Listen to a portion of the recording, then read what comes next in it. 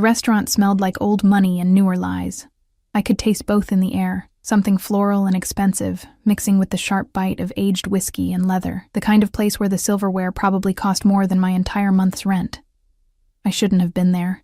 My roommate had practically shoved me out the door, insisting that this blind date would be different, that Marcus seemed normal from his profile, that I needed to stop hiding in our cramped apartment like some wounded animal. She was wrong. I knew she was wrong the moment I stepped through those heavy mahogany doors. The hostess looked at me the way people in expensive places always did, a quick scan from my discount store dress to my worn flats, her smile tightening just enough to let me know I didn't belong. I clutched my purse tighter, the fake leather cracking under my fingers. Reservation? Her voice was silk wrapped around steel. I'm meeting someone. Marcus Chen? Table for two? She glanced at her computer screen, manicured nails clicking against the keys. Mr. Chen hasn't arrived yet. I can seat you? Or you'd prefer to wait at the bar? The bar meant standing, meant being even more visible in my cheap dress. I'll sit, thank you. She led me through the dining room, and I felt every eye that turned my way. The carpet was so thick my heels sank into it. Crystal chandeliers threw rainbow prisms across white tablecloths. Everyone here looked like they'd been born knowing which fork to use, which wine to order, how to exist in spaces like this without their hands shaking. Here you are. She gestured to a corner table, partially hidden by a decorative screen of bamboo and frosted glass.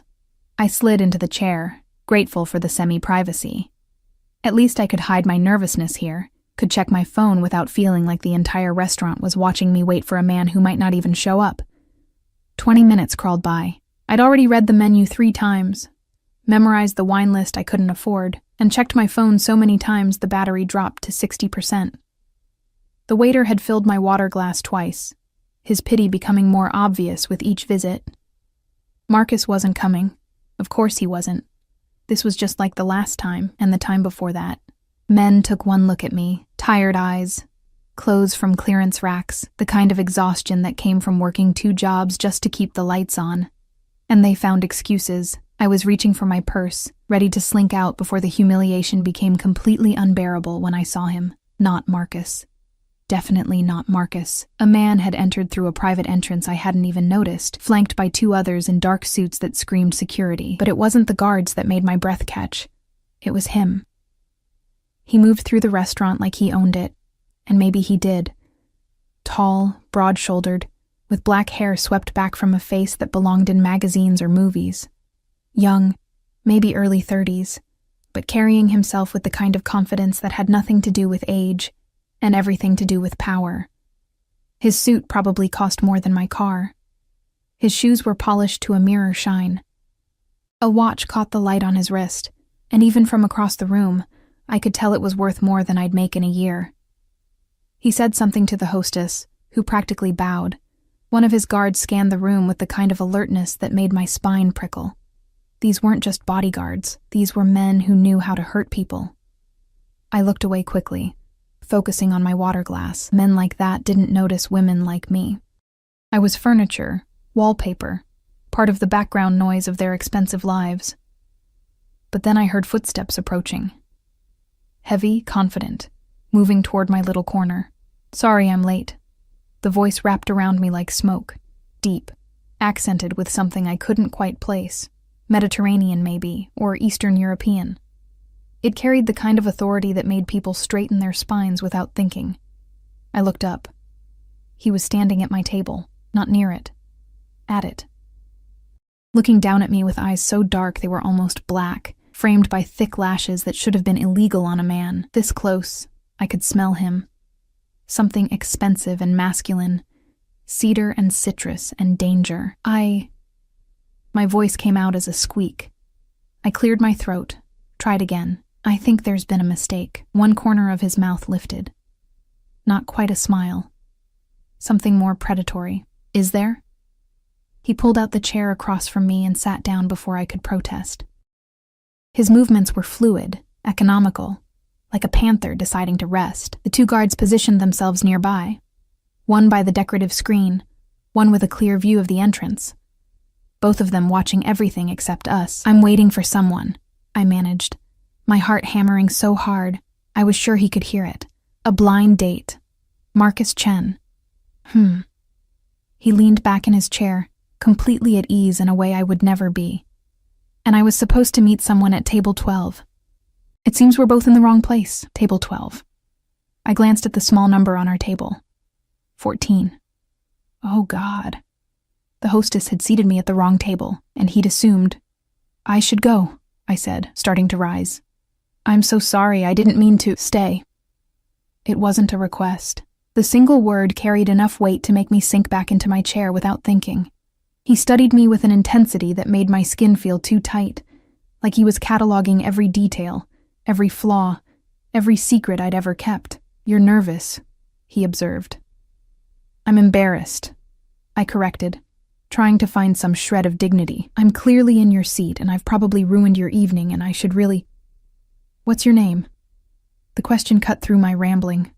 I blinked at him. Why? Because I'd like to know the name of the woman sitting at my table. Another almost smile. Unless you prefer I keep calling you the nervous girl in the corner. Heat flooded my cheeks. Emma Richards. Emma. He said it slowly, like he was tasting it. I'm Damien. No last name. Just Damien. Like that was all I needed to know. All I deserved to know. Well, Damien, I really should let you have your table back. My date clearly isn't coming anyway, so... Your date is an idiot. The words were matter of fact, delivered without inflection, but they hit me somewhere in the chest, made something flutter that I didn't want to examine too closely. You don't know anything about him, I said quietly. I know he left you waiting, alone, in a place like this. His eyes darkened. That tells me everything I need to know. A waiter appeared as if summoned by telepathy. Mr. Volkov, your usual Volkov. The name registered somewhere in the back of my mind, set off alarm bells I couldn't quite identify. Yes, and for the lady. He looked at me expectantly. Oh no, I really can't. You haven't eaten. It wasn't a question. The menu is prefixed tonight. Choose something, Emma. The way he said my name made my stomach flip. Like it was his now. Like I was. I looked at the prices and felt dizzy. $40 for an appetizer, $60 for the main course. I couldn't afford this. I couldn't afford to be here, sitting across from this man who radiated danger and money in equal measure. I'm not hungry, I lied. His eyes narrowed slightly. When was the last time you ate? This morning. Another lie. It had been yesterday afternoon, a granola bar between my shifts at the diner and the late-night cleaning job. He said something in another language to the waiter, rapid and commanding. The waiter nodded and disappeared. I ordered for you, Damien said. You'll eat. You can't just... I can. He leaned forward, elbows on the table, and suddenly the space between us felt impossibly small. And I will. You look like you're about to fall over, Emma. When was the last time someone took care of you? The question was so unexpected, so intimate, that I couldn't breathe for a moment. No one had asked me that. Not in years. Not since my mother died and I'd been left alone to figure out how to survive in a world that didn't care if I drowned. That's none of your business, I whispered. Perhaps not. He didn't look away. But you're at my table now. That makes you my concern. Something in his tone made me shiver. Not fear exactly. Something more complicated. Something that felt like standing too close to a fire. Dangerous, but warm. Why? I asked. Why do you care? For a long moment, he didn't answer. Just studied me with those impossibly dark eyes, like he was solving an equation only he could see. Because you're afraid, he said finally, and you're trying very hard not to show it. Because you don't belong here, but you're too proud to run. Because... He paused, something flickering across his face. Because the moment I walked in and saw you sitting here, looking like a frightened dove in a room full of wolves, I knew. Knew what? His smile this time was real, and it was terrifying. That you were mine. The words hung in the air between us, impossible and absolute. Before I could respond, before I could process what he'd just said, his phone buzzed. He glanced at it, his expression hardening. Excuse me for a moment. He stood, and one of the guards immediately stepped closer. They moved away toward the private entrance, heads bent in urgent conversation. I sat frozen, my hands trembling in my lap. That you were mine. What did that even mean? This was insane. I should leave. Should grab my purse and walk out and never look back. But I didn't move. The waiter returned with wine, something red and probably older than me, and began setting up our courses, scallops that looked like art. Bread that smelled like heaven. Each plate was more beautiful than the last. I shouldn't eat this. Shouldn't accept anything from a man named Volkov, who traveled with armed guards and said things like, "You were mine," with such casual certainty. But God, I was so hungry, and so tired of being hungry. Damien returned a few minutes later, his expression unreadable. He sat down and gestured to the food. "Eat, Emma." I picked up my fork. The scallops melted on my tongue, butter and salt, and something divine. I tried not to moan. He watched me eat with an intensity that should have been uncomfortable, but somehow wasn't, like my pleasure pleased him, like feeding me satisfied something primal in him. "Better?" he asked when I'd finished the appetizer. "Yes," I admitted. "Thank you." "You work 2 jobs. Again, not a question. I froze. "How did you—" "Your hands." He nodded toward them. "Rough from cleaning products, but you also have a name-tag tan line on your shirt from something you wore earlier today. And the way you looked at the prices—" He shrugged. "You're exhausted, underfed, and probably haven't had a night off in months." I should have been angry at his presumption. Instead, I felt naked, seen. "I do what I have to do," I said quietly. "And your date?" "Marcus. What does he do?" "I don't know. We'd never actually met before tonight. It was a blind date set up by a friend." Something dark crossed Damien's face. "You agreed to meet a stranger alone in an expensive restaurant. I was supposed to be safe here," I defended. "It's a public place and—" "Public means nothing." His voice dropped. "Do you have any idea how dangerous that is?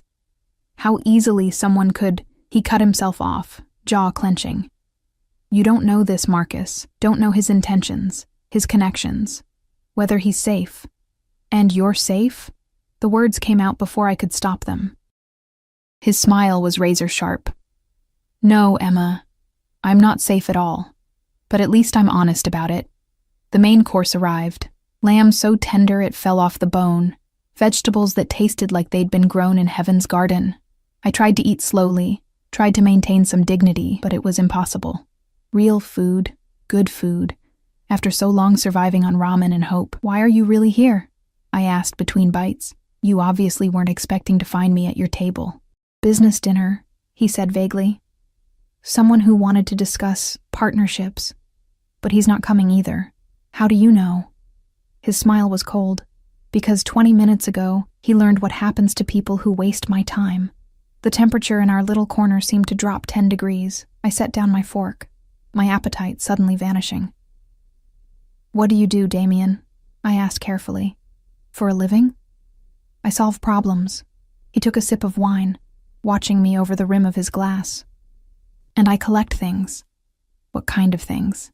"Beautiful things, rare things, things that don't know their own worth." His eyes never left mine, things that need protection. My heart was racing again, but for different reasons now. Every instinct I had was screaming at me to leave, to run, to get away from this man who looked at me like I was something to be acquired. But another part of me, a part I didn't recognize and didn't trust, wanted to stay. Wanted to know what it felt like to be protected instead of perpetually afraid.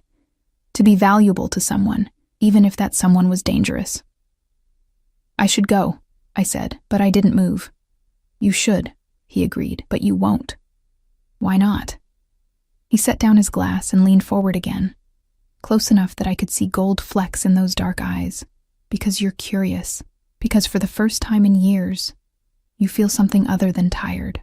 Because, you know—" He reached across the table, his fingers brushing my hand. The touch was electric. "That walking away from this table means going back to your life. Working yourself to death for people who don't appreciate you. Being invisible. Being alone. And staying means what?" My voice was barely a whisper. "Staying means letting me take care of you."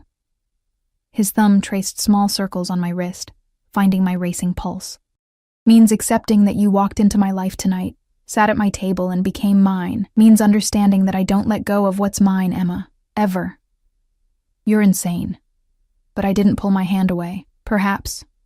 He smiled. Or perhaps I simply know what I want when I see it. You don't even know me. I know enough. I know you're strong enough to work yourself to exhaustion but too proud to ask for help. I know you showed up tonight despite being terrified, because you're brave underneath all that fear.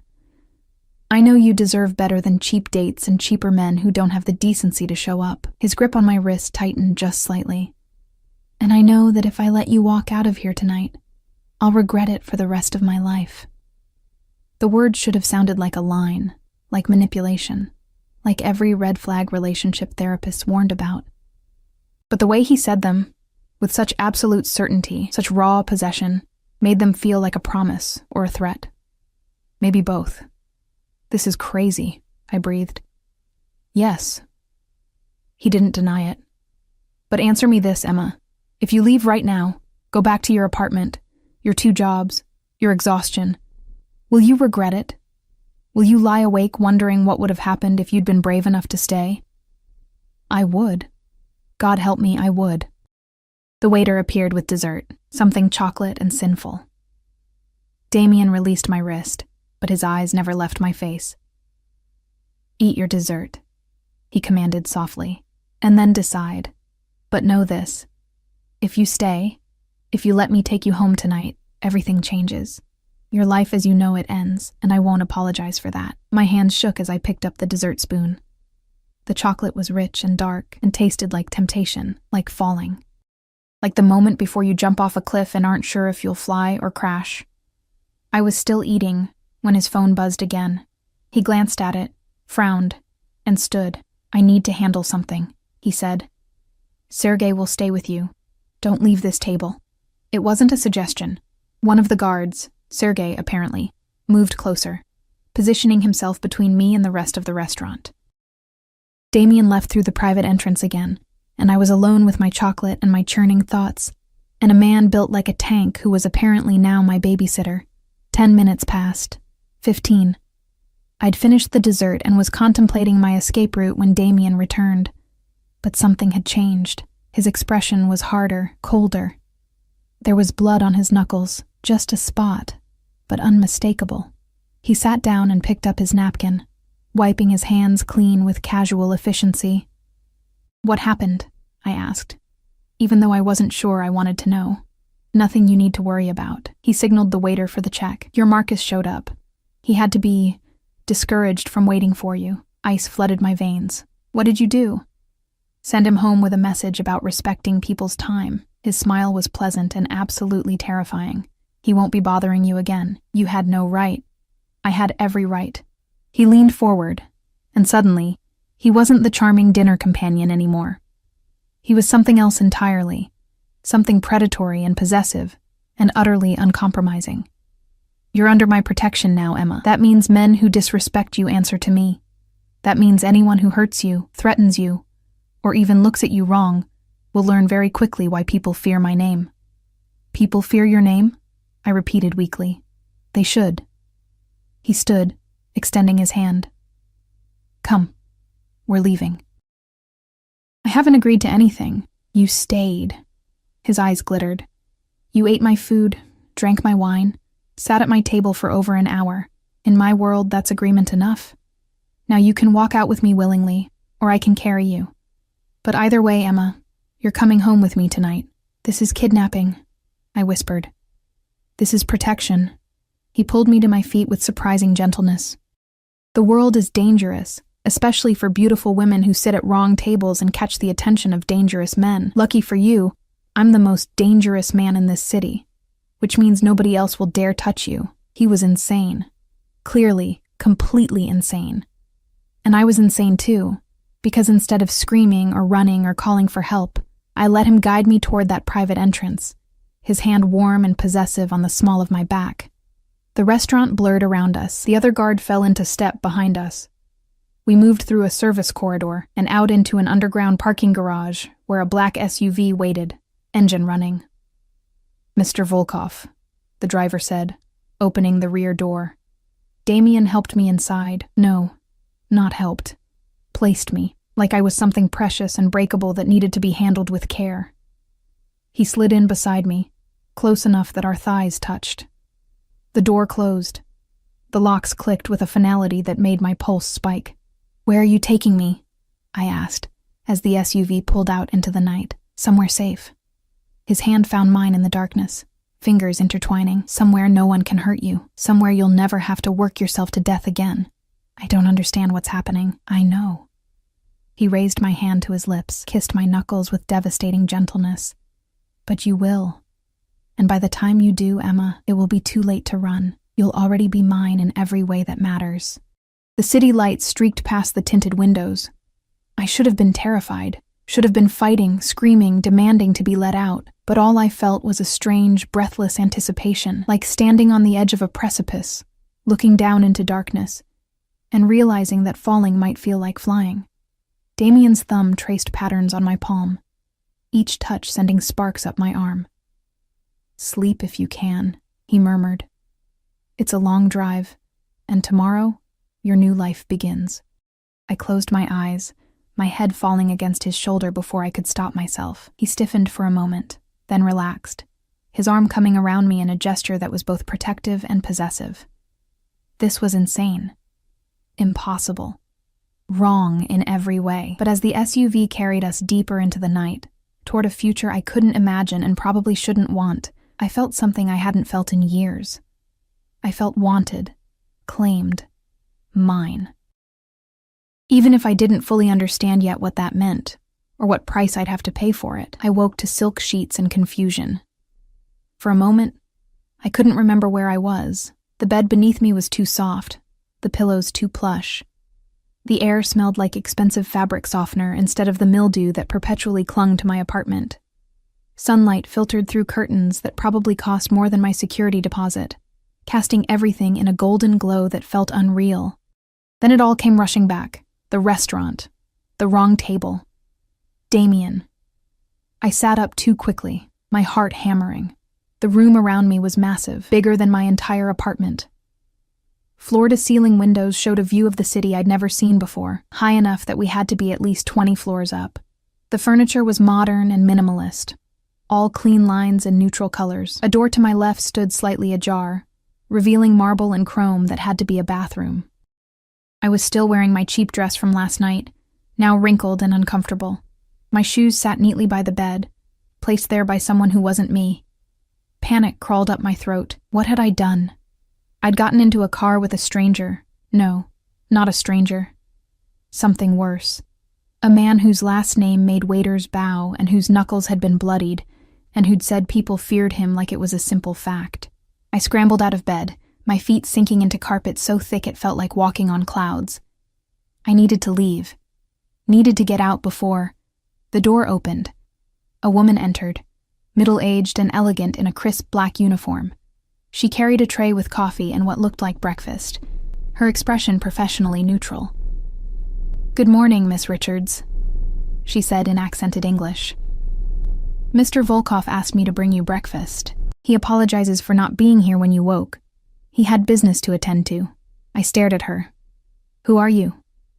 "I'm Elena, the house manager." She set the tray on a table near the window. "Mr. Volkov has arranged for some clothes to be brought up. They should arrive within the hour. In the meantime, the bathroom is fully stocked with everything you might need." "I need to leave," I said, my voice shaking. "I need to go home." Elena's expression softened slightly. "Mr. Volkov anticipated you might feel that way. He asked me to give you this." She pulled an envelope from her pocket and handed it to me. Inside was a note in bold, masculine handwriting. "Don't run, Emma. We need to talk. I'll be back by noon. Everything you need has been provided. D." And beneath it, my apartment keys. My stomach dropped. "He took my keys?" "For your safety," Elena said carefully. "Your building isn't secure, Mr. Volkov had your locks changed this morning and posted security at your door. Your roommate has been informed that you're safe and will explain the situation when you're ready. This couldn't be happening. This was insane. I'd been here less than 12 hours and he'd already taken over my life. changed my locks, invaded my privacy. He had no right, I whispered. Elena didn't respond to that. Instead, she gestured to the breakfast. Please eat, Miss Richards. You'll feel better with food in your stomach. She left before I could argue, the door closing with a soft click. I stood in the middle of that enormous room, my hands shaking, trying to process what was happening. He'd kidnapped me. That's what this was. Dressed it up in silk sheets and expensive breakfast, but it was still kidnapping. I should call the police, should scream, should do something other than stand here feeling strangely cared for. The coffee smelled incredible. My stomach growled, reminding me that the chocolate dessert last night was the only real meal I'd had in days. The tray held eggs Benedict, fresh fruit, pastries that looked like they came from a bakery that charged by the vowel. I sat down and ate, because I was too hungry not to. Because maybe on a full stomach I could think clearly, could figure out how to escape this golden cage. The eggs were perfect. The coffee was heaven. Everything tasted like it had been prepared by someone who actually knew what they were doing, unlike the burnt toast and instant coffee that comprised my usual breakfast. I was halfway through a croissant when the door opened again. Not Elena this time. Damien. He looked different in daylight, still devastatingly handsome, but somehow more real. His suit was different from last night. Charcoal gray this time, perfectly tailored. His hair was slightly damp like he'd recently showered. He carried himself with that same predatory grace, but there was something else in his eyes as they found me. Something almost uncertain. You're eating, he said, and he sounded relieved. Good. You changed my locks. I set down the croissant, my appetite vanishing. You went to my apartment without my permission and changed my locks. I also paid your rent for the next 6 months and settled your credit card debts. He moved further into the room, closing the door behind him. Your landlord was happy to accept my offer. The room spun. My debts? How did you even— I have resources, Emma, and I use them to protect what's mine. I'm not yours. The words came out too loud, too desperate. You can't just decide that and expect me to go along with it, can't I? He moved closer, each step deliberate. You're here, aren't you? You ate my food, slept in my bed, accepted my protection. At what point does it stop being kidnapping and start being salvation? I stood, backing away from him until I hit the window. This is insane. You're insane. I don't even know you. Then let me tell you. He stopped a few feet away, giving me space, but not enough. Never enough. My name is Damien Volkov. I'm 32 years old. I was born in Moscow but raised in a dozen different cities as my father built his empire. I speak 6 languages. I don't believe in God, but I believe in loyalty, in family, in protecting what belongs to me. His eyes burned into mine. And you belong to me now, Emma. Whether you understand that yet or not, people don't belong to other people, I said. But my voice wavered. In my world, they do. He pulled out his phone, tapped something, and held it out to me. Do you know what your Marcus was planning to do last night? I looked at the screen. It showed text messages, conversations about me, about the restaurant, about how I was an easy target and desperate enough to go along with anything, plans to drug my drink, to take me somewhere private, too. I stopped reading, bile rising in my throat. He's part of a trafficking ring, Damien said quietly, pocketing his phone. They target vulnerable women through dating apps, promise romance, and deliver hell. You would have disappeared last night, Emma, and no one would have looked very hard for a broke waitress with no family. The room tilted. I grabbed the window frame for support. That's why I had your locks changed, he continued, why I posted guards, why I'm not letting you go back to that life. Because now that you've been seen with me, now that I've claimed you, you're a target. My enemies will assume you mean something to me. They'll try to use you, hurt you, take you. He stepped closer, his voice dropping. And I will burn this city to the ground before I let that happen. So I'm a prisoner, I whispered. No. You're protected. He reached out, his hand cupping my cheek with surprising gentleness. There's a difference. I don't see one. Then let me show you. His thumb brushed my cheekbone. Stay here today. Let me prove to you that this isn't a cage, that this is a sanctuary, that I can give you everything you've been denying yourself while you worked yourself to death for scraps. And if I still want to leave, something dark flickered in his eyes. Then we'll discuss it. But give me today, Emma. One day to show you what your life could be. I should have said no. Should have demanded he take me home immediately, locks changed or not. But I looked into those dark eyes and saw something that terrified me more than his threats or his guards or his blood-stained knuckles. I saw certainty, absolute, unwavering certainty that I was his, and that he would never let me go. And God help me. Part of me wanted to surrender to it. One day, I heard myself say. His smile was devastating. One day. He kept his distance for the rest of the morning, giving me space to shower and change into the clothes that arrived as promised. Designer labels I'd only seen in magazines. Everything in my exact size. I didn't want to think about how he knew my measurements. The bathroom was a dream. Heated marble floors, a shower with 6 different settings, products that smelled like luxury. I stood under the hot water until my skin was pink, trying to wash away the confusion and fear and strange, dangerous want that kept creeping in. When I emerged, wrapped in a towel that was softer than any clothing I owned, Elena was waiting with more options. Casual clothes, business wear, evening gowns, everything I could possibly need. Mr. Volkov wasn't sure of your style, she said apologetically. He erred on the side of variety. I chose jeans and a simple sweater. The most normal things I could find, though even these probably cost more than a week's wages. They fit perfectly, of course. Everything in this place was perfect, polished, designed to trap me in comfort. Damien found me in what he called the library, an entire room lined with books, leather chairs positioned by windows that showed that impossible view. I'd been staring at a first edition of something I'd only ever read in paperback, my fingers trembling at the thought of touching something so valuable. You like to read, he said from the doorway. Not a question. He'd probably already researched every detail of my life. When I have time, I said carefully. Which isn't often. You'll have time now. He moved into the room and I noticed he'd changed too. Dark jeans, a black shirt with the sleeves rolled up. Less formal but somehow more dangerous, like seeing the predator without its civilized veneer. Take whatever you want. All of this is yours now. Nothing here is mine, I corrected. I'm just visiting. Are you? He picked up a book, turning it over in his hands. Hands that had been bloodied last night, protecting me from a threat I hadn't known existed. Tell me, Emma, when was the last time you read a book just for pleasure? When did you last sleep past dawn because you could, not because you were too exhausted to wake up? When did you last eat a meal that didn't come from a microwave or a vending machine? I didn't answer. Couldn't. This isn't visiting, he said softly. This is living.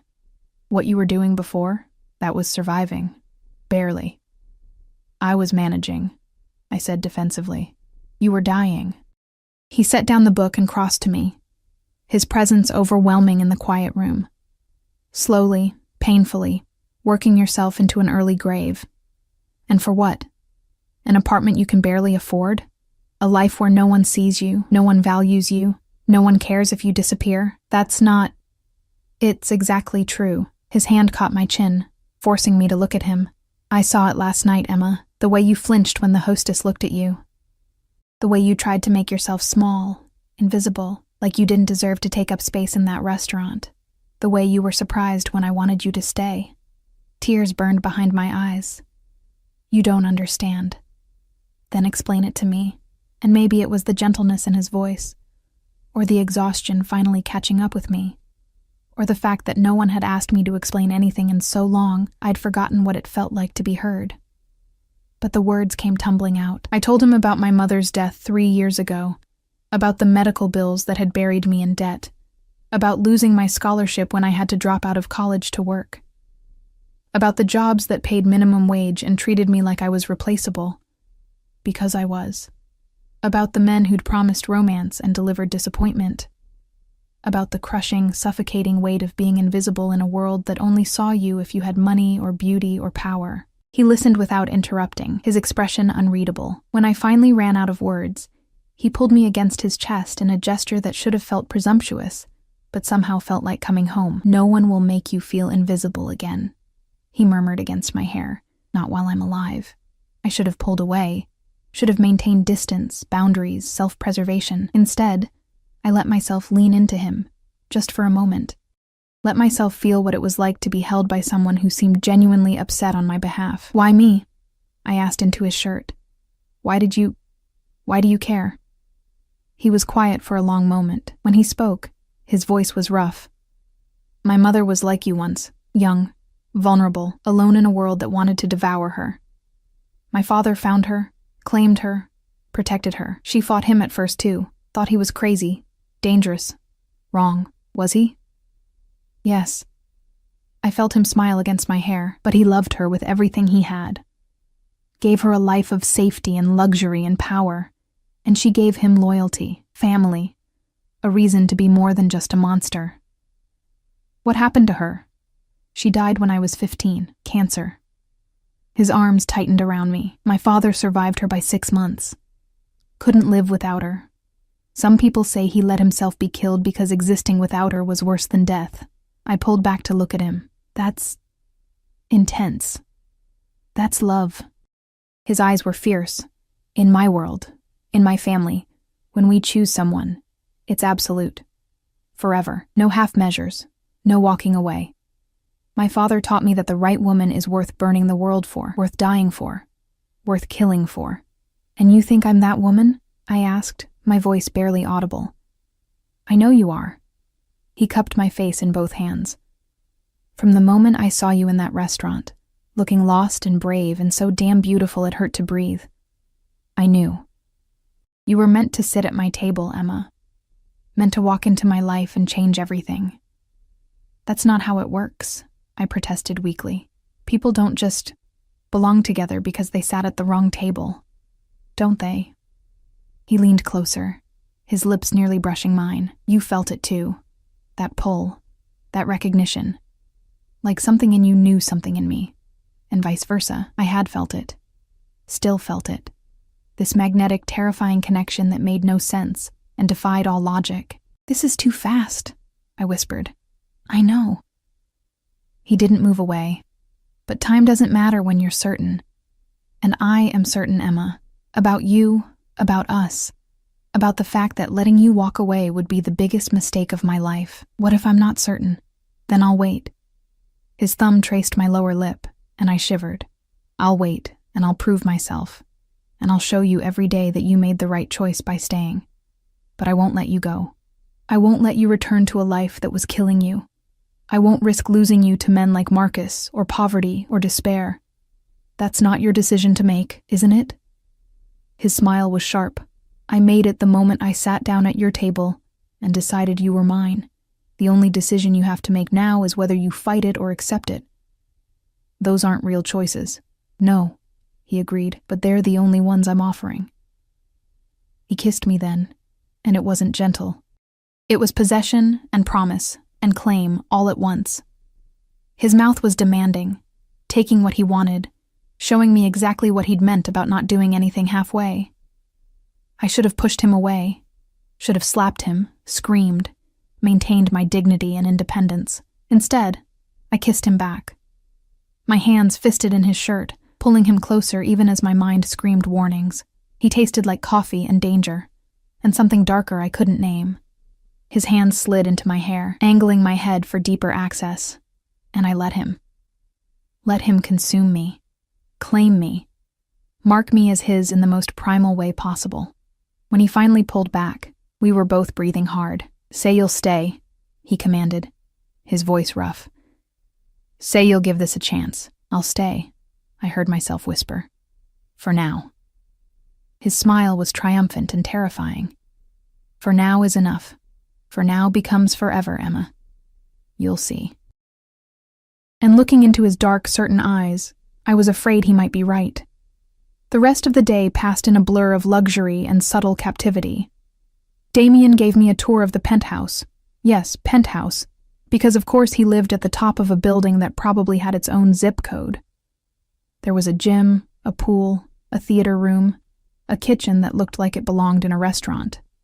"I don't cook," he said, when I stared at the marble and chrome, "but the staff does. Tell Elena what you want, and it's yours." "I used to cook," I said quietly. "Before everything. My mom and I would make dinner together every Sunday." Something softened in his expression. "Then cook here, whenever you want. The kitchen is yours." It was a small thing, but it felt significant. Like he was giving me permission to make this place home, even though home was supposed to be chosen, not assigned. He had meetings in the afternoon, disappeared into an office I wasn't invited to enter, guards posted outside like sentries. I spent the time exploring, trying to understand the gilded cage I'd agreed to stay in. Every room was perfect. Every detail was expensive. It should have felt cold, sterile, but somehow it didn't. There were personal touches, photographs of what had to be his family, books in multiple languages, artwork that looked original and priceless. I found a balcony and stood in the cold December air, looking out at the city spread below like a carpet of lights and lives. Somewhere down there was my apartment, my old life, the person I'd been 24 hours ago. She felt very far away now. "You'll catch cold." I turned. Damien stood in the doorway, holding a cashmere blanket. He'd loosened his tie, and there was a tiredness around his eyes that made him look almost human. "I'm fine," I said. He came outside anyway, wrapping the blanket around my shoulders. His hands lingered on my arms, and I felt the heat of him even through the fabric. "What are you thinking about?" he asked. "How much my life has changed in one day." "Regrets?" I considered lying, then decided he'd see through it anyway. "I don't know yet." "Honest." He sounded approving. "Good. I don't want lies between us, Emma. Whatever else this is, it should be honest." "Then honestly, I'm terrified. Of me? Of this. Of how fast it's moving, of how much control you have and how little I have." I turned to face him. "Of how much I don't hate it." His eyes darkened. "You should hate it. You should be fighting tooth and nail to escape. The fact that you're not—" He cupped my cheek. "That tells me everything I need to know." "What does it tell you? That you need this as much as I need you. That somewhere deep down, you're tired of fighting alone. That you want someone to take care of you, protect you, make decisions so you don't have to carry everything yourself." He was right. And I hated that he was right. "That doesn't make this okay," I said. "No. But it makes it real." He leaned his forehead against mine. "Stay, Emma. Not just for today. Stay and let me show you what life can be when you stop surviving and start living. And if I can't adapt to your world, if I can't handle whatever it is you do, whoever you really are, then we'll figure it out together." His hand slid down to my waist, pulling me closer. "But you're stronger than you think. You survived 3 years of hell alone. You can survive anything." Night fell while we stood there, wrapped in cashmere and tension, and the strange, fragile thing growing between us. The city lights came on, thousands of tiny fires fighting against the darkness. "Come inside," Damien said eventually. "Dinner's ready." We ate in a dining room that could have seated 20, just the two of us at one end of an enormous table. The food was incredible, some kind of pasta that melted on my tongue, wine that probably cost more than my car. "Tell me about your work," I said, because I needed to understand what I'd walked into. "What do you want to know?" "The truth. Not whatever sanitized version you think I can handle." He studied me for a long moment, then set down his fork. "I run a business empire. Import-export, real estate, investments. Much of it is legitimate. Some of it isn't. I have enemies who would kill me given the chance. I have allies who fear me enough to stay loyal. I make decisions that affect thousands of lives, and not all of those decisions are kind." "Are you a criminal? By whose definition?" He smiled, but it didn't reach his eyes. "I break laws that I consider unjust. I hurt people who threaten my family or my interests. I take what I want and protect what's mine with everything I have. Does that make me a criminal? Perhaps. Does it make me a monster? That depends on your perspective. And what's your perspective?" I'm a man who does what's necessary to survive in a world that would destroy anyone weak enough to follow all the rules. He reached across the table, taking my hand. But I'm also a man who would never hurt you, Emma. Never betray you. Never let anyone else hurt you. Whatever darkness is in me, it will never touch you. I swear it. I wanted to believe him. God. I wanted to believe him so badly. What happens now? I asked quietly. Now you finish your dinner. Then we watch something mindless on that ridiculously expensive television. Then you sleep in a real bed, safe and protected. And tomorrow we start figuring out what your new life looks like. That simple? That simple. He squeezed my hand. One day at a time, Emma. That's all I'm asking. We finished dinner in comfortable silence. He was right. We did watch something mindless, some action movie that was all explosions and impossible stunts. I fell asleep on the couch, my head on his shoulder, his arm warm and solid around me. When I woke briefly as he carried me to bed, a different room this time, smaller, more personal, I didn't protest. Sleep, he murmured, tucking blankets around me like I was something precious. I've got you. And despite everything, despite the insanity and the danger and the absolute wrongness of this situation, I felt safe. For the first time in years, I felt safe. 3 weeks. That's how long it took for my old life to become a distant memory, like a dream I'd once had about being someone else. I woke each morning in silk sheets that no longer felt foreign.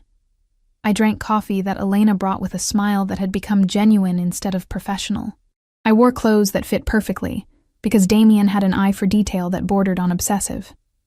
And every evening, I waited for him to come home from whatever dangerous business occupied his days.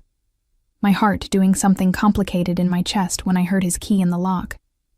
It was terrifying how quickly I'd adapted, how easily I'd slipped into this life of luxury and protection and carefully managed captivity, because that's what it still was, even if the bars were invisible. I wasn't allowed to leave the building without guards. My phone had been replaced with a new one, more secure, Damien had said, which I suspected meant he could track my every movement.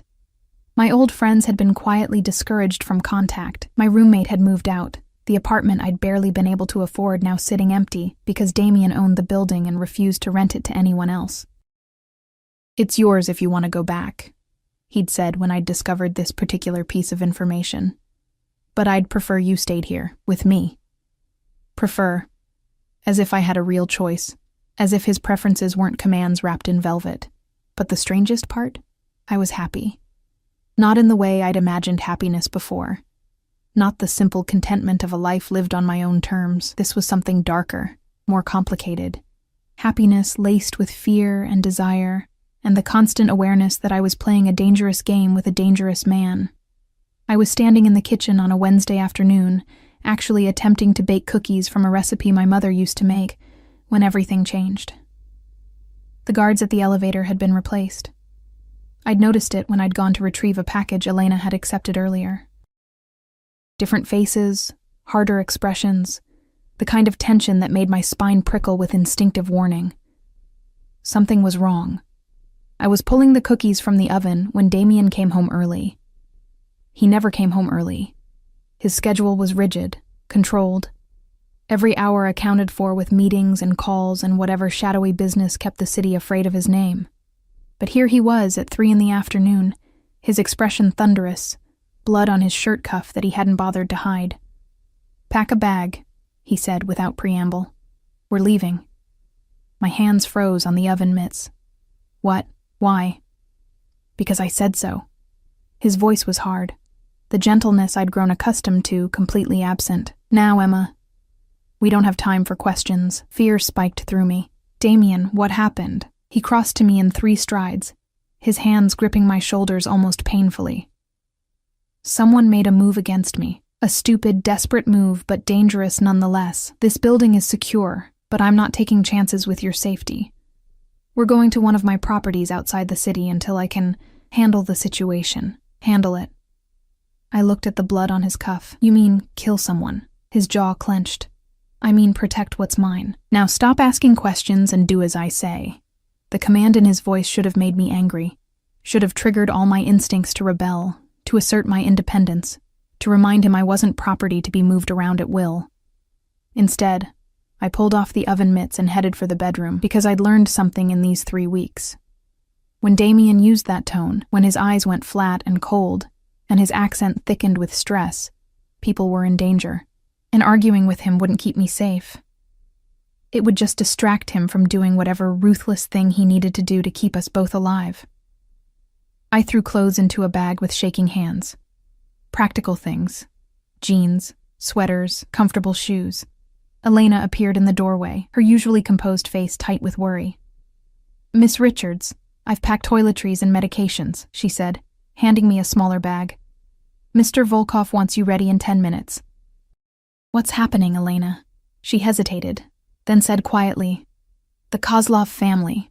They've been challenging Mr. Volkov's territory for months. Today She swallowed. "They attempted to bomb one of his warehouses. Workers were inside. Good people." My stomach lurched. "Were they—" "Mr. Volkov got them out in time. All except one." Her eyes filled with tears, she blinked away. "Mikhail. He was young. Had a wife, a baby daughter." The cookies I'd been so pleased with suddenly felt obscene. People were dying while I played house in a gilded penthouse, pretending this life was normal. "I'm sorry," I whispered. "It's not your fault." Elena's hand briefly touched my shoulder. "But it's why you must go. The Kozlovs know about you now, know that you matter to him. They'll come for you if they get the chance." I'd known this intellectually. Damien had warned me from the beginning that being his made me a target. But hearing it now, understanding that people had died today, and I could be next, it made everything horrifyingly real. Damien appeared in the doorway, changed into black tactical gear that made him look like exactly what he was, a man prepared for violence. "Ready?" he asked. I nodded, not trusting my voice. He took my bag, his free hand finding mine. "Stay close to me. Do exactly what I say when I say it." "Understood." "Yes." We moved through the penthouse like we were already under siege. More guards than usual lined the hallways, all armed with weapons they didn't bother to conceal. The elevator was operated by someone I didn't recognize, and we descended not to the lobby, but to an underground garage I hadn't known existed. 3 identical black SUVs waited. Engines running, security teams flanking each one. "Which one?" I asked. "All of them." Damien guided me to the middle vehicle. Decoys. Standard protocol when there's a credible threat. Inside the SUV, he positioned me in the center seat, his body between me and the window. 2 guards sat in front, another vehicle ahead of us, one behind. We pulled out in formation, moving fast through streets I barely recognized. "Where are we going?" I asked quietly. "A house in the mountains, 2 hours from here, completely off the grid. No one knows about it except my most trusted people." His arm was around me, holding me against him in a grip that was almost crushing.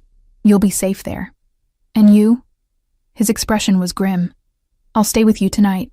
Make sure you're secure. Then I have to go back and end this." "End this," I repeated. "You mean start a war?" "No. I mean finish one that someone else started." His hand cupped my face, forcing me to look at him. "The Kozlovs killed one of my men today, Emma. A good man with a family who depended on him. They did it to send a message, to show they're not afraid of me, and now I have to send a message back. One that ensures no one ever makes that mistake again. How many people will die? As many as necessary. No hesitation. No remorse. This is my world, Emma. This is what I meant when I said I'd do what's necessary to survive. The Kozlovs drew first blood. Now I finish it, or I look weak. And weakness in my world is death."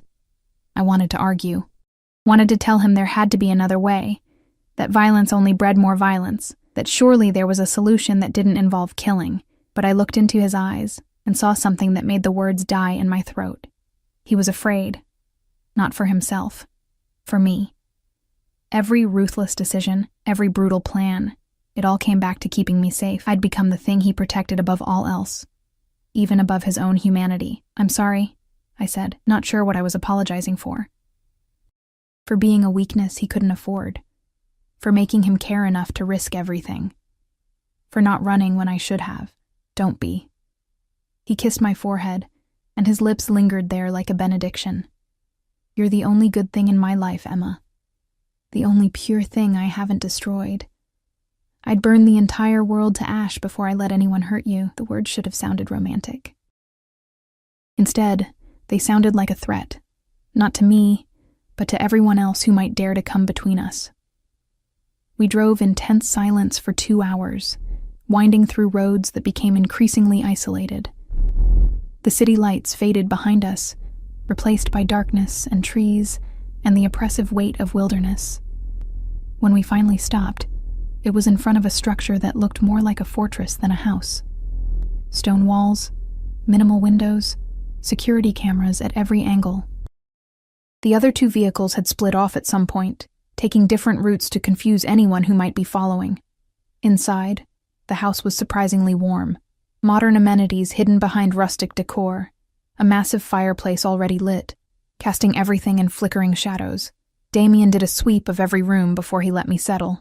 Guards were posted at every entrance, security systems armed, escape routes planned. "You'll stay here until I tell you it's safe to return," he said, pulling weapons from hidden compartments I hadn't known existed. Guns, knives, communication equipment. "Anton and his team will protect you. They're the best I have." "When will you be back?" 2 days, maybe 3. He was checking his weapons with practiced efficiency, his movements sharp and controlled. "The Kozlovs have a compound outside the city. I'll hit them there, cut the head off the snake before they can regroup. You're going to kill them." Not a question. Yes. He didn't look up from the gun he was loading. "All of them who participated in today's attack. I'll leave the young ones, the ones who weren't involved. But the leaders, the soldiers who planted that bomb, they're already dead. They just don't know it yet. I should have been horrified, should have begged him not to go, to find another way, to be better than this cycle of violence.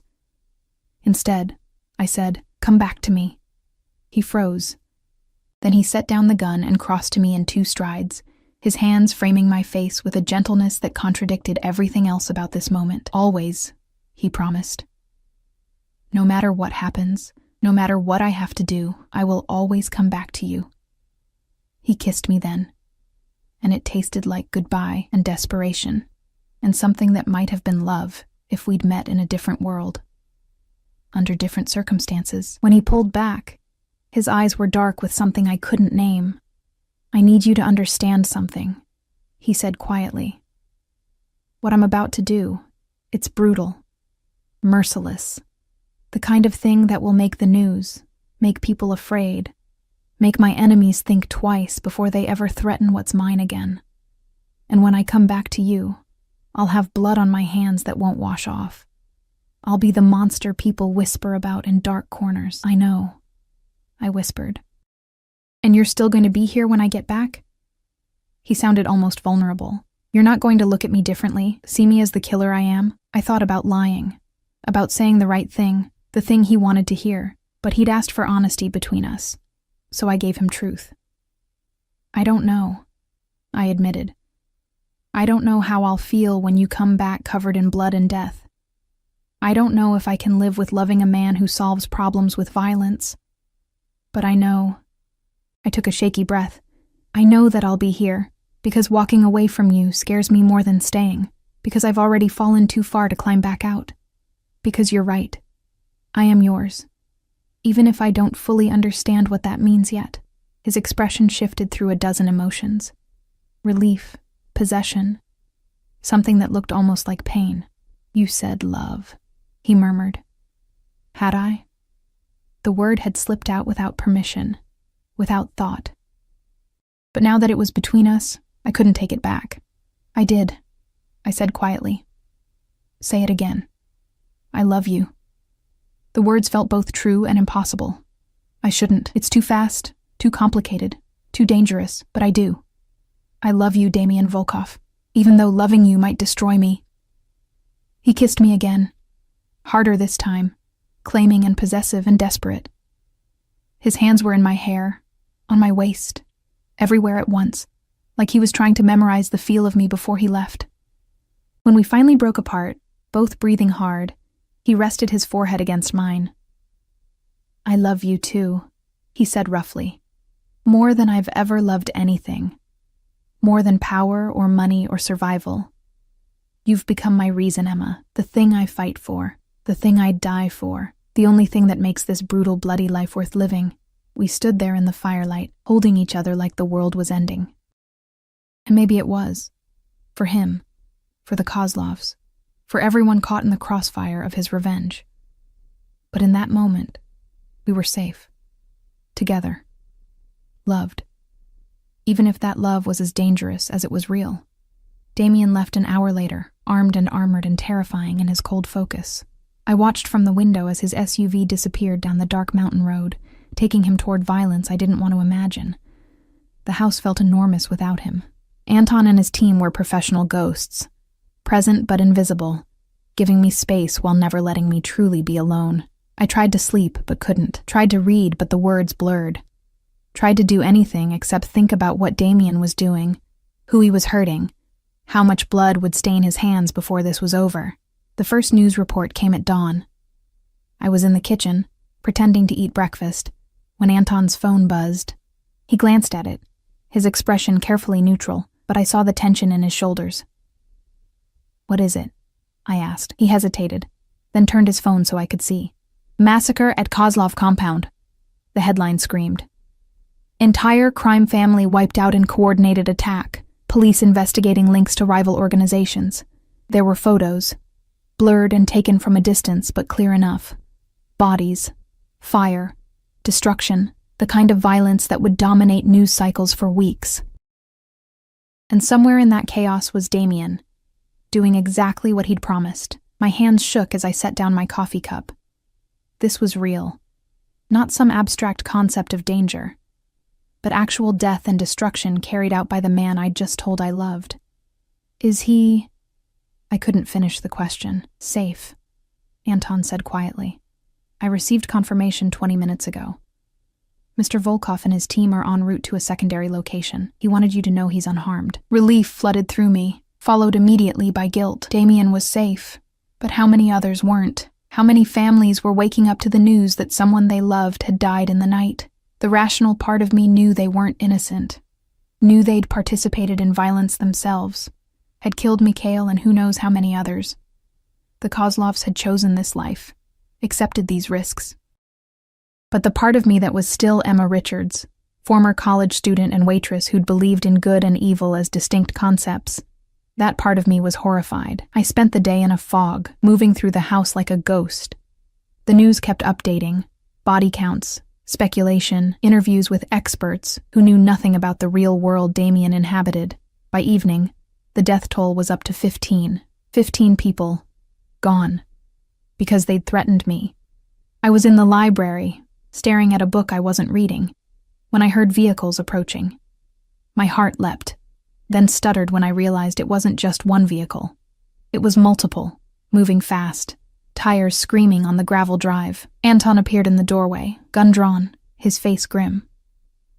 "Miss Richards, we need to move you to the safe room, now." "What's happening?" The Kozlovs had a contingency plan. He was already pulling me toward a wall that I suddenly realized wasn't a wall at all, but a hidden door. A second team we didn't know about, they're here. Terror shot through me, but Damien said, I know what he said, but we missed something, and now they're at the gate. He shoved me through the doorway into a small reinforced room. "Stay here. Don't come out until I tell you it's safe, no matter what you hear." Anton. But he was already gone, the door sealing behind him with a hydraulic hiss. I was alone in the darkness, listening to muffled shouts and the unmistakable sound of gunfire. They were here, the enemy, the people who wanted to hurt me, to hurt Damien. And I was trapped in a concrete box, completely helpless, while men fought and died outside.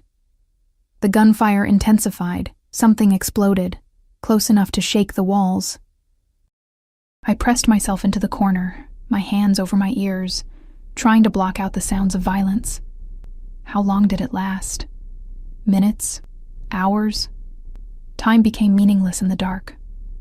Finally, silence. Terrible, absolute silence. I waited, my breath coming in panicked gasps. not knowing if the silence meant safety or death. Then the door opened. I screamed, scrambling backward until I saw who stood there. Damien. He was covered in blood, his clothes, his face, his hands. His eyes were wild, feral, the eyes of a man who'd just killed and would kill again without hesitation. Emma. My name was a ragged sound. Emma, are you hurt? No. I couldn't finish. Couldn't process the sight of him like this. So clearly the monster he'd warned me about. He pulled me from the safe room, checking me for injuries with shaking hands. I got here as fast as I could when Anton called, said they'd found this location. His voice broke. I thought I'd lost you. I'm fine. I'm okay. I tried to sound convincing, tried to be brave, but then I looked past him and saw the carnage in the main room. Bodies. So many bodies. Anton was there too, wounded but alive, being tended to by another guard. This was my fault. All of this death and violence and destruction. It all came back to me. To Damien's obsession with protecting what he'd claimed as his. How many? I asked numbly. Emma, how many people died tonight? Here, at the compound? Because of me? His jaw clenched. 23 total. 8 here. 15 at the Kozlov compound, plus their leader, who I saved for last. His eyes were hard. I made him watch his empire burn before I ended him. Made sure he understood exactly why he was dying. Because he dared to threaten you. I should have collapsed. Should have sobbed or screamed or broken down completely. Instead, I felt something inside me shift, harden. Become something new. I'd chosen this. Chosen him. And that meant accepting all of it. The violence, the blood, the brutal reality of loving a man who solved problems with death. Take me home, I said quietly. Take me back to the city. Emma, I said, take me home, Damien. I met his eyes. You were right. I am yours. And if that means living with this, with what you do and who you are, then that's what I'll do. But I can't do it here, in this house where people just died protecting me. Take me home. Something in his expression cracked. Relief and gratitude and love so intense it was almost frightening. Okay, he said hoarsely. Okay, we'll go home. He wrapped a coat around me. Mine was inside, unreachable past the bodies, and led me to his SUV. The drive back was silent, his hand gripping mine so tightly it hurt. But I didn't pull away, because I'd made my choice, and there was no going back now. The penthouse felt different when we returned. Not physically. Everything was exactly as we'd left it, pristine and untouched.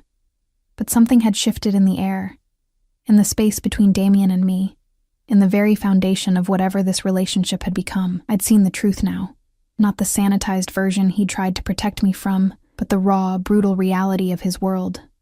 Blood and death and the kind of violence that made headlines. And I'd chosen to come back anyway. That choice changed everything. Damien was quieter in the days that followed. Watchful. Like he was waiting for me to break, to finally realize what I'd gotten myself into and run screaming. His guards were everywhere now, visible, armed, constantly alert. The building had become a fortress, and I was the treasure they were all protecting. It should have felt suffocating. Instead, it felt necessary, because the nightmares had started. Every night, I woke gasping, the sound of gunfire echoing in my ears, the image of bodies burned into my mind. And every night, Damien was there, pulling me against his chest, murmuring in Russian until the terror subsided enough for me to breathe. I'm sorry, he said one night, his voice rough in the darkness. I'm so fucking sorry, Emma. You shouldn't have seen that. Shouldn't have been anywhere near it. But I was. I whispered against his shoulder, and I can't unsee it. I know. His arms tightened around me. If I could take it back, shield you from all of it, I would. But I can't. This is who I am. This is my world. And now it's yours too. I chose it, I reminded him. Reminded myself. Did you? Or did I take away all your other options until choosing me was the only thing left?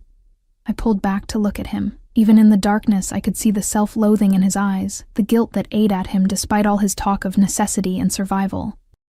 You gave me a choice that night in the restaurant, I said quietly. Stay or go. I stayed. Everything that came after, yes. You were controlling and possessive, and you made decisions for me. But I could have fought harder, could have demanded you let me go, could have called the police, my friends, anyone. I cupped his face. I didn't. Because some part of me wanted this. Wanted you. Wanted to be claimed and protected and loved by someone who would burn the world for me. That's not healthy, Emma. No, it's not. I kissed him softly. But it's honest. And you said you wanted honesty between us. He crushed me against him then, his face buried in my hair, his breathing ragged. I don't deserve you. Probably not. But you have me anyway. We made love that night with a desperation we hadn't felt before, like we were both trying to prove something. That we were alive, that we'd survived, that what we had was worth the blood price we'd paid for it. His hands were gentle despite the violence they'd committed. His kisses were reverent despite the death on his conscience. And when he whispered my name like a prayer, I answered with his like an absolution. Afterward, lying tangled in silk sheets, his fingers tracing lazy patterns on my spine, he said, I need to tell you something. My stomach tightened. Nothing good ever followed those words. Okay. The Kozlovs weren't the only threat. They were just the most immediate. He sat up, pulling me with him, so we were facing each other in the darkness. My world has layers, Emma. Enemies I've made over years of building my empire. Rivals who see any weakness as an opportunity. And you. He touched my face. You're both my greatest strength and my greatest weakness now. So, what are you saying? I'm saying that what happened at the mountain house won't be the last time someone tries to use you against me. I'm saying that this life, our life, will always have this element of danger, always. His eyes were intense, and I need to know if you can live with that. Really live with it. Not just survive it, but accept it as the price of being with me. I thought about lying, about saying yes immediately, about being brave and strong and everything he needed me to be, but honesty. We'd promised honesty. I don't know, I admitted. 3 weeks ago, I was a waitress worried about rent and student loans. Now I'm... what? A mob boss's girlfriend? His prisoner? His obsession? I laughed, but it came out bitter. I don't even know what to call myself in your world. You're mine, he said simply. That's all that matters. Not the labels, not the definitions, just that you belong to me and I belong to you. And if that's not enough, if I wake up one day and realize I can't do this anymore, his expression went cold, then we'll have a problem. A problem. I studied him. Would you let me go? The silence stretched between us, heavy with unspoken truths. No, he finally said. I wouldn't. I can't. You're too deep in my world now, Emma. You know too much. You've seen too much, and more than that. His hand slid to the back of my neck, possessive and gentle at once. I love you too much to let you walk away. Even if you hate me for it. I should have been terrified, should have recognized this for the toxic, dangerous obsession it was. Instead, I felt something settle in my chest. A strange kind of peace. Because at least it was honest. At least he wasn't pretending this was a fairy tale where I could leave whenever I wanted. He was showing me exactly what this was. A beautiful, brutal cage that I'd walked into willingly and would never walk out of. Then I guess I better learn to live with it, I said quietly. His relief was palpable. I'll make it worth it. I swear to you, Emma. I'll give you everything you could ever want. Everything except freedom, and if all I want is you, then you already have everything. He kissed me again, sealing the twisted bargain we'd just made. And somewhere in the back of my mind, I heard my old self screaming warnings I chose to ignore. Life settled into a new rhythm after that night. Damien took steps to integrate me into his world properly, not just as the woman who lived in his penthouse, but as someone who belonged there, someone who mattered. First came the meetings with his inner circle. Men who'd known him for years, who'd fought beside him, who controlled various pieces of his empire. They looked at me with undisguised curiosity at first, trying to figure out what made me special. What hold I had over a man who'd never shown interest in a serious relationship before. Victor was the first to warm up to me. Damien's second in command, a bear of a man with scars on his face, and surprising gentleness in his eyes when he spoke about his own wife and children. "You're good for him," he told me one afternoon when Damien was handling a crisis in another room. "I've known him 15 years, and I've never seen him care about anything beyond power and revenge.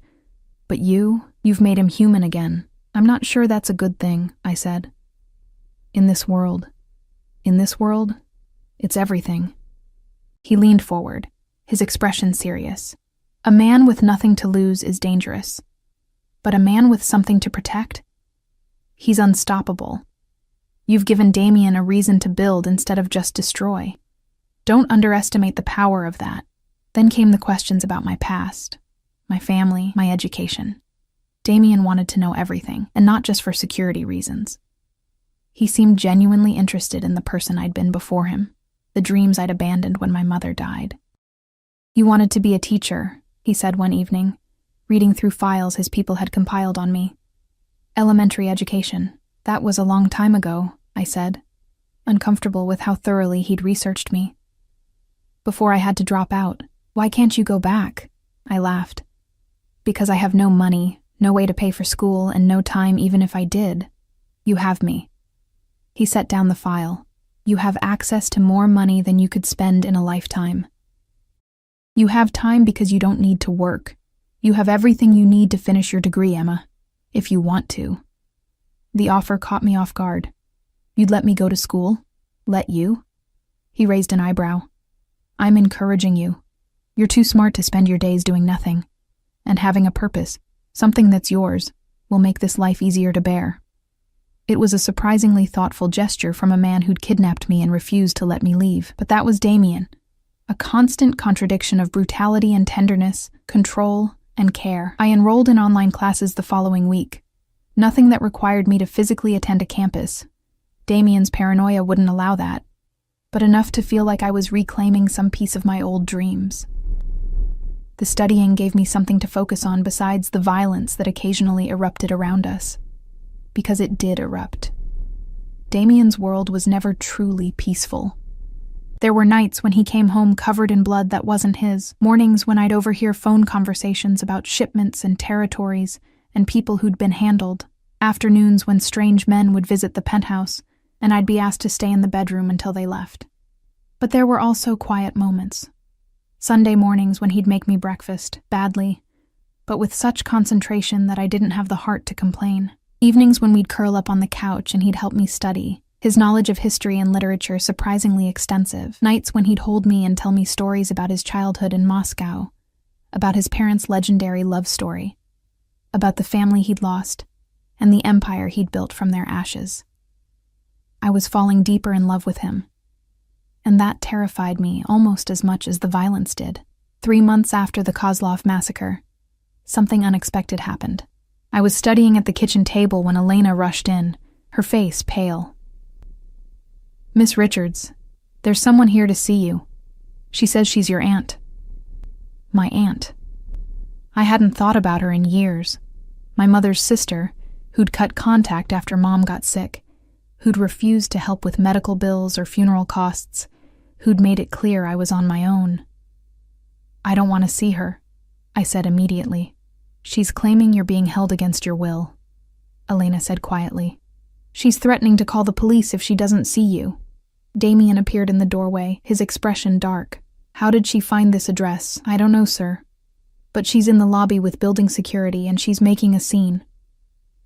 I could see the calculation in Damien's eyes, weighing the options, considering the angles, deciding whether this woman was a threat or just a nuisance. "Let her up," I said before he could make the decision for me. "I'll talk to her." "Emma, she's my family, Damien, the only family I have left. Whatever her reasons for being here, I need to see her." He didn't like it, but he nodded. 5 minutes, and I'm staying in the room. My Aunt Margaret looked older than I remembered. Her clothes were wrinkled, her makeup smudged, and there was something desperate in her eyes that made my stomach turn. "Emma," she breathed when Elena showed her in. "Oh, honey, I've been so worried about you. Really." I kept my voice flat, because the last time we spoke, you told me you couldn't help with Mom's funeral expenses, said you had your own problems to worry about. She flinched, I know. I know I wasn't there for you when you needed me, but I'm here now. Because I heard..." She glanced at Damien, who stood behind me like a dark shadow. "I heard you were involved with dangerous people. That you might be in trouble. I'm fine." "Are you?" She stepped closer. "Because the Emma I knew wouldn't be living in a penthouse with a..." She lowered her voice. "With a criminal. Wouldn't be surrounded by armed guards and..." "The Emma you knew was struggling to survive," I interrupted. "Working herself to death for pennies. Alone. Invisible. Is that really the life you want me to go back to?" "It's better than this." Her voice rose. "Better than being some gangster's pet, locked up in a golden cage. That's enough." Damien's voice cut through the room like a blade. "You've had your 5 minutes. Time to leave." But Margaret wasn't finished. She pulled something from her purse, a phone, screen already showing a news article. "Do you know what he did, Emma? The Kozlov massacre? 23 people dead in one night. And you're living with the monster who ordered it." The words hung in the air. I could feel Damien tense behind me, waiting to see how I'd react. "I know exactly what he did," I said quietly. "And why he did it. Those people tried to kill me, Aunt Margaret. They bombed a warehouse, murdered an innocent man, and came after me because I mattered to Damien. He protected me. He eliminated the threat, and yes, it was brutal and violent and everything you're thinking, but I'm alive because of it. That doesn't make it right, right?" I laughed, and it came out harsh. "You want to talk about right? Where were you when Mom was dying, when I was drowning in medical bills and funeral costs and student loans? Where was your sense of family responsibility then?" I stepped closer to her. "You didn't care about me until you thought you could profit from my situation somehow. So tell me, what do you really want? Money? Is that why you're here?" Her face flushed. "How dare you? How much?" Damien's voice was cold. "How much to make you disappear and never contact Emma again?" Margaret's mouth opened, closed, opened again. "I don't..." "Everyone has a price." He pulled out his phone. "Name yours." The desperation in her eyes was answer enough. She wasn't here out of concern. She was here because she'd somehow learned about Damien's wealth and saw an opportunity. 50,000, she whispered. "Just to help me get back on my feet. That's all." Damien laughed. A cold, cruel sound. "You think your niece's peace of mind is worth 50,000? That's insulting." He tapped something on his phone. 100,000. Wired to your account right now. In exchange, you sign papers saying you will never contact Emma again, never claim any relationship with her, never speak about her to anyone, ever. Break this agreement and I'll know, and you don't want to know what happens then. Margaret's hands shook as she stared at the phone. 100,000? Take it or leave it. You have 10 seconds to decide. I'll take it. The words tumbled out. "I'll sign whatever you want." Damien gestured to Elena, who'd been standing quietly in the corner. "Get the papers. Our legal team has them ready." Of course they did. He'd anticipated this somehow, prepared for it like he prepared for everything. 15 minutes later, Margaret was gone. $100,000 richer and legally prohibited from ever being part of my life again. I stood at the window, watching the street below, feeling strangely empty. "I'm sorry," Damien said quietly behind me. "For what? Buying off my only living relative?" I turned to face him. "You probably did me a favor. She was never really family anyway. Not where it counted. Still, you deserved better than that. I deserve you." The words came out before I could stop them. "Flawed and violent and possessive as you are, you've been more family to me in these few months than she ever was. You protect me, care for me, see me. That's more than anyone else has done in years." He pulled me against his chest, his arms wrapping around me like he could shield me from everything painful in the world. "You'll never be alone again, Emma. I promise you that." I believed him. Because Damien Volkov was many things.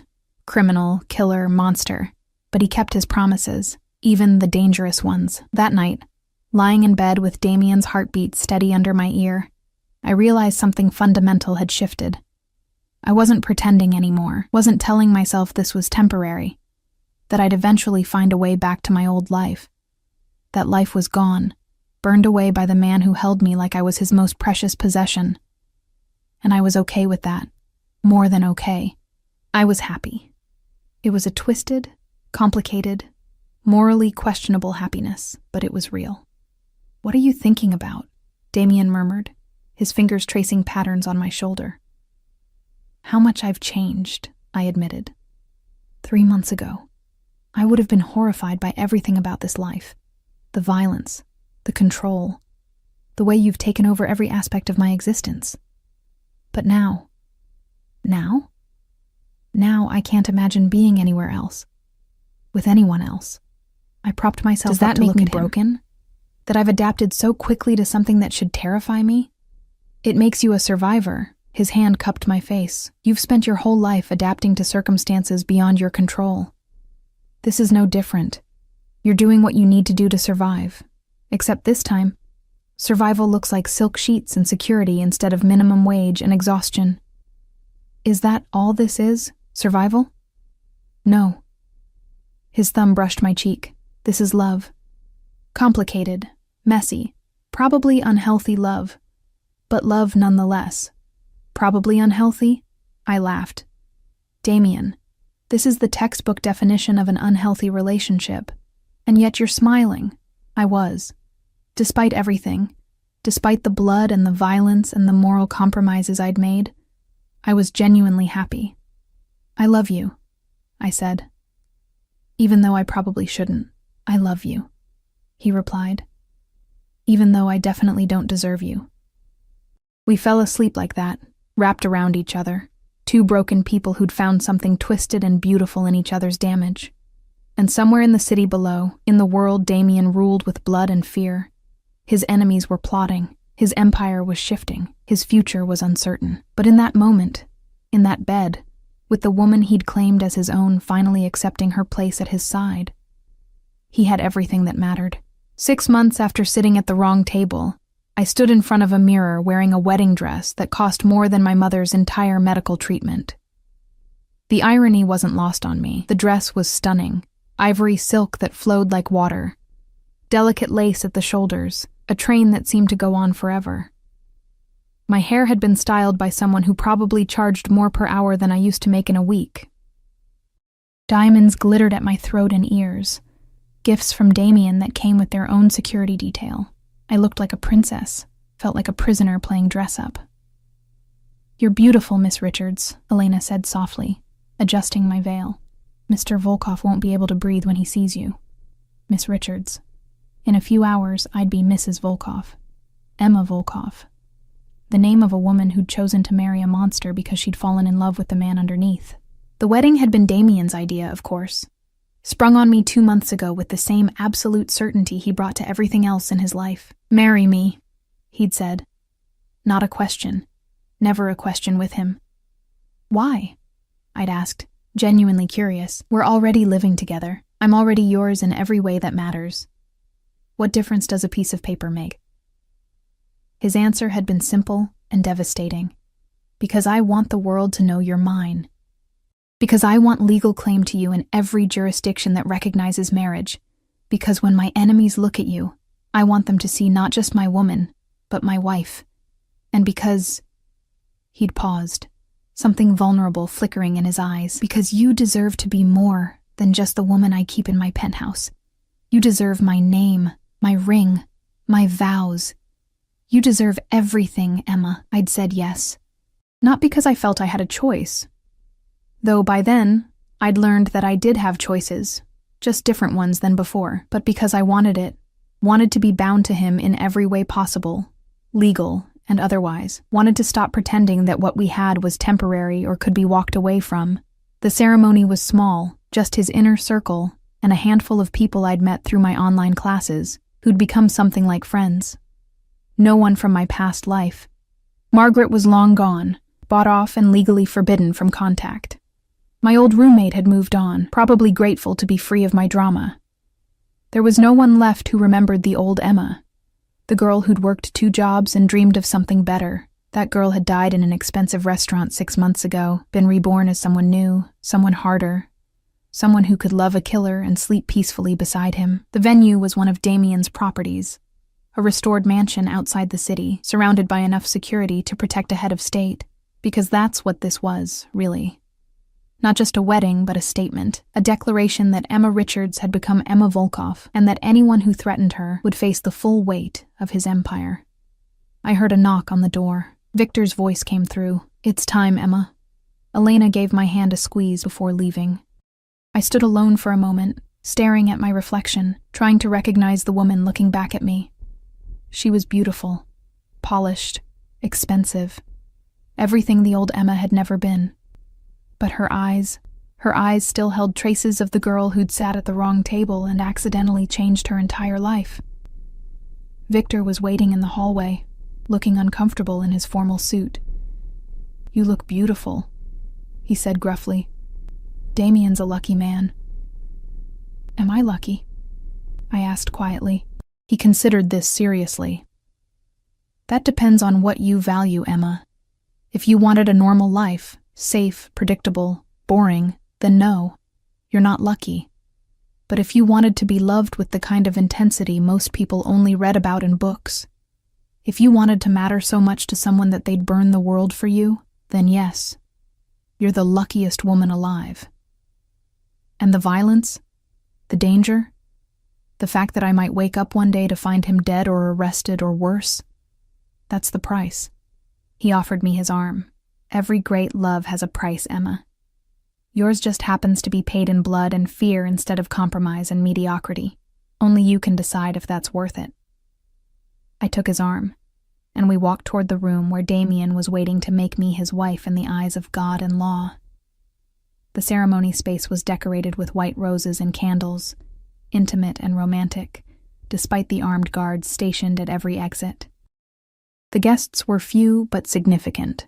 The men and women who ran Damien's empire, who'd kill or die on his command, who were here to witness their leader take a wife. And there, at the front of the room, was Damien. He wore a black suit that looked like it had been designed specifically for him. And probably had been. His dark hair was perfectly styled, his posture commanding, his expression unreadable until his eyes found me. Then everything in his face softened. Wonder, love, possession. All of it naked and raw and so intense I almost stumbled. Victor walked me down the aisle, a strange choice, but there was no one else to do it, and he'd become something like family in these months. When we reached Damien, Victor placed my hand in his and stepped back. "She's yours now," he said quietly. "Officially." "She was always mine," Damien replied, his eyes never leaving my face. The officiant began speaking, some justice Damien had paid or threatened or both, but I barely heard the words. I was too focused on Damien's hands holding mine, on the way he looked at me like I was the only thing in the world that mattered. When it came time for vows, he spoke first. "Emma," he said, his voice steady and sure, "6 months ago, you sat at my table by accident, but nothing in my life has ever been an accident. Everything led to that moment, every choice, every mistake, every act of violence that built my empire. It all led to you. And I would do it all again, commit every sin twice over, if it meant ending up here with you." His thumbs brushed over my knuckles. "I can't promise you a normal life. Can't promise you safety or peace or anything resembling conventional happiness, but I can promise you this. I will love you with everything I have until the day I die. I will protect you from everything and everyone who tries to hurt you. I will give you everything you ask for and many things you don't. I will be yours completely, absolutely, without reservation or hesitation. And I will never, ever let you go." The words should have sounded like a threat. Instead, they sounded like salvation. When it was my turn, I took a shaky breath. "Damien, you're right. I didn't sit at your table by accident. Some part of me, the part that was tired of being invisible and scared and alone, led me there.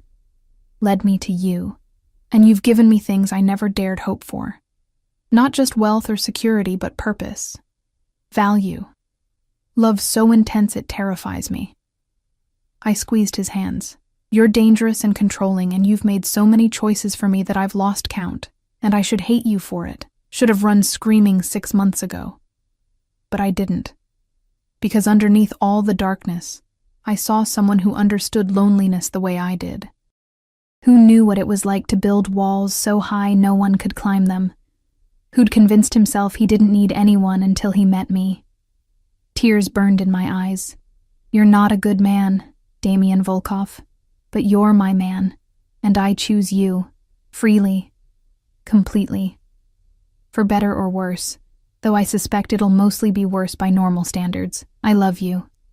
And I'll stand beside you through whatever comes next. His expression cracked, and for just a moment, I saw the vulnerability he worked so hard to hide, the fear that I'd wake up one day and regret this choice, that I'd realize what I'd given up for him. But I wouldn't.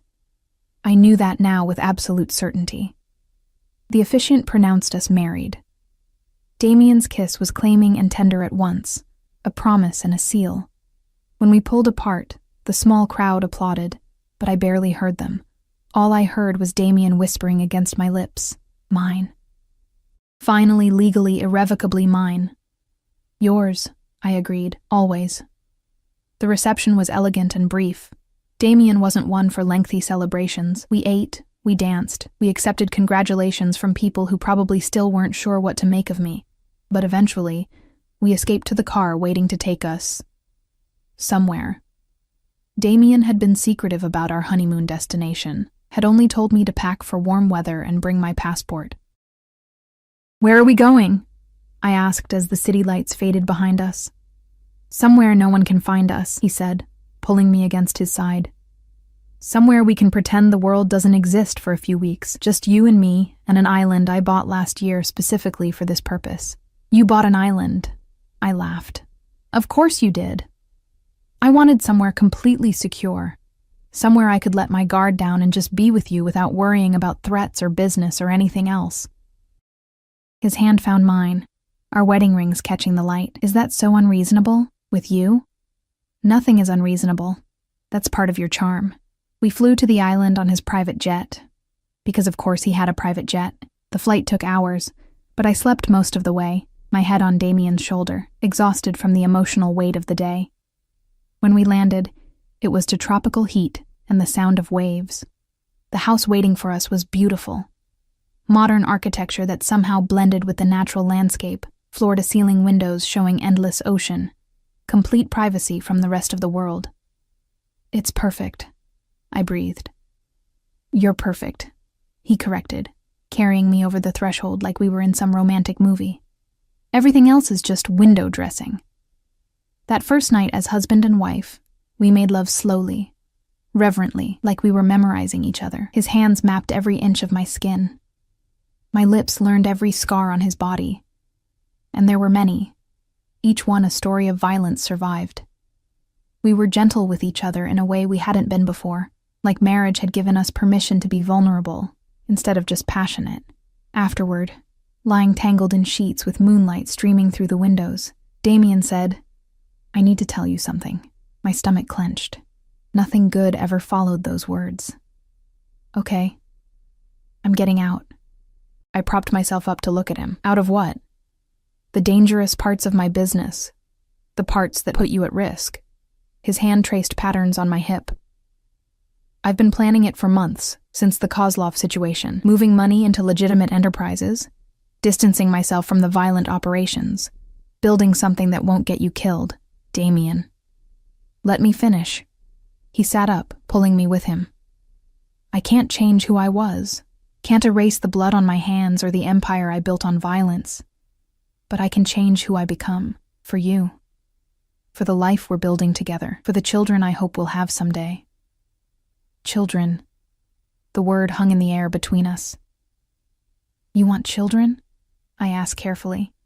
I want everything with you, Emma. A real marriage, not just a legal arrangement. A family. A future that's more than just surviving each threat as it comes. His eyes were intense. I want to be better than my father was. Want to give my children a life where they don't have to watch their mother die young from the stress of this world. Where they don't have to become monsters to survive. I thought about what that would mean, raising children in this world, even a sanitized version of it. Teaching them about their father's past, about the violence that had built their privileged life. wondering if they'd be safe, if Damien's enemies would ever truly let him go. "It's risky," I said quietly. "Everything about us is risky." He cupped my face. "But I think we're worth the risk, don't you?" I did. God help me, I did. "Then yes," I said. "Yes to children and futures and building something real. Yes to all of it." His smile was devastating. "Thank you." "For what?" "For seeing past what I am to what I could be. For loving me anyway. For sitting at the wrong table and changing my life completely." I kissed him, pouring everything I felt into it, love and fear and hope and acceptance all tangled together. We spent 2 weeks on that island, and they were the most peaceful weeks of my life. No guards hovering, no business calls interrupting dinners, no violence lurking at the edges, just Damien and me, learning how to be married, how to exist together without the constant threat of danger. He taught me to swim in the ocean. I'd never learned as a child. I taught him to cook simple meals. He'd relied on staff his entire life. We talked about everything and nothing, filling in the gaps in each other's knowledge, building the foundation of something that felt almost normal, almost, because we both knew it couldn't last forever. Eventually, we'd have to return to reality, to the city and his empire and all the complications we'd temporarily escaped. But we had these 2 weeks, and we made them count. On our last night on the island, we sat on the beach watching the sunset, my back against his chest, his arms wrapped around me. "Scared?" he asked quietly. "Terrified," I admitted.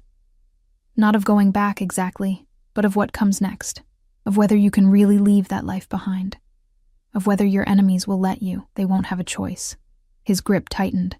"I've spent 6 months quietly transferring power, delegating the dangerous operations to Victor and others I trust. By the time we get back, I'll be mostly legitimate, still wealthy, still powerful, but no longer directly involved in anything that could blow back on you." "Mostly legitimate," I smiled despite my fear. "That's probably the best I could hope for with you." "It is," he agreed without shame. "But it's enough. It has to be enough." We flew back to the city the next morning, and I felt the weight of reality settling back on my shoulders as the island disappeared behind us. The real world was waiting, with all its complications and dangers and difficult choices, but I was ready for it, because I wasn't the girl who'd walked into that restaurant 6 months ago. I was stronger now, harder, more capable of surviving in Damien's world. I was Emma Volkov, and that name meant something. 3 months later, I stood in the bathroom of our penthouse, staring at a pregnancy test with shaking hands. Positive. I'd suspected for a few weeks. The nausea, the exhaustion, the way certain smells made me want to vomit. But seeing it confirmed in plastic and chemicals made it real in a way nothing else could. I was pregnant, carrying Damien's child, about to bring a new life into this complicated, dangerous, beautiful world we'd built together. The door opened. Damien stood there, still in his suit from whatever business meeting he'd just come from, his expression shifting from concern to understanding as he saw what I held. "Is that positive?" I said, my voice barely a whisper. "I'm pregnant, Damien." For a long moment, he just stared at me. Then he crossed the room in 3 strides, pulled me into his arms, and kissed me like I was the most precious thing in the universe. "I love you," he murmured against my hair. "I love you so much, Emma. Thank you. Thank you for this, for staying, for giving me everything I never knew I needed." "Are you happy?" I asked, needing to hear it. Happy doesn't begin to cover it. He pulled back to look at me, and his eyes were wet. "You've given me a future, Emma, a reason to be better than I was, a family to build and protect and love. You've given me everything." And looking at him, this dangerous, violent, impossibly loving man, I realized I felt the same way. I'd sat at the wrong table 6 months ago, met a man I shouldn't have met, made choices I shouldn't have made, accepted a life I shouldn't have accepted. But somehow, impossibly, I'd ended up exactly where I belonged, in the arms of a monster who loved me like I was his salvation. Carrying his child, building a future that was complicated and dangerous, and absolutely perfectly mine. "I love you," I said. "Even though you're controlling and possessive and you probably kidnapped me." "Definitely kidnapped you," he agreed with a smile. Best decision I ever made. Worst decision I ever made, I countered. But also the best. He kissed me again, one hand moving to rest on my still flat stomach where our child grew. We're going to be good at this. The family thing. The normal thing. We're never going to be normal, Damien. No, he agreed, but we'll be us. And that's better. Epilogue. 2 years later, I stood in the doorway of the nursery, watching Damien rock our daughter to sleep. Anastasia, named after his mother, had his dark hair and my eyes, and she'd wrapped him completely around her tiny finger from the moment she was born. She's asleep, I said softly. He looked up, his expression so tender it made my heart ache. 5 more minutes, I smiled, leaning against the doorframe. This was my life now. Not perfect, not normal, but mine. Damien had kept his promise, moved away from the violent parts of his empire, built something safer for our family. There were still guards, still security measures, still traces of the world he'd come from. But the immediate danger had faded. He'd become the man he'd promised he would be. Not a saint. He'd never be that, but a father who loved fiercely, a husband who protected completely, a man who'd chosen family over empire. And I'd become someone I never imagined I could be. Strong enough to survive in his world, brave enough to build a life in it, wise enough to know that love didn't have to be perfect to be real. Finally, Damien laid Anastasia in her crib, kissed her forehead, and came to me. His arms wrapped around me from behind as we both watched our daughter sleep. "Any regrets?" he asked quietly. "About sitting at the wrong table? About staying when I should have run? About marrying you and having your child and building this insane life together?" I turned in his arms to look at him. "Not a single one." "Good." He kissed me softly. "Because you're stuck with me forever, Emma Volkov." "I know," I said. "That's exactly what I'm counting on." We stood there in the doorway, watching our daughter sleep, and I thought about the girl I'd been 2 years ago. Tired, scared, invisible, working herself to death for scraps. She'd walked into a restaurant and sat at the wrong table, and found everything she'd never known she wanted.